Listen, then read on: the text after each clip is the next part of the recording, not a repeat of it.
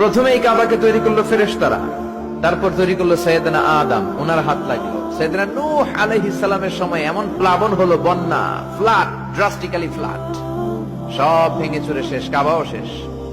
নূহ আলাইহিস সালাম নেমে আবার বানালেন, এরপর বানালেন ইব্রাহিম আলাইহিস সালাম। পড়েন সুবহানাল্লাহ। আল্লাহ একটা ফ্রেম দিলেন, ইব্রাহিম এতটুকু উঁচু করবা আমার ঘরটা, এতটুকু প্রশস্ত করবা, এতটুকু লম্বা করবা। কিন্তু উনি তো এত লম্বা না, এত লম্বা করবে কেমনে? নাগাল পায় না, বানানোর পরে দাঁড়িয়ে আছে, আর উপরের দিকে উঠতে পারে না। আল্লাহ বললেন, don't worry about it, I am sending a beautiful stone from paradise. আমি জান্নাত থেকে একটা স্পেশাল পাথর পাঠিয়ে দিচ্ছি ইব্রাহিম, ওইটার উপরে দাঁড়াও, উপরে উঠতে মন চাইলে উঠে যাবে, নিচে নামতে মন চাইলে নেমে যাবে।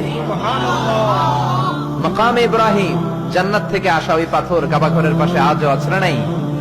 উনি দাঁড়ালেন, উপরে ওঠা দরকার, উঠে যেত অটোমেটিক।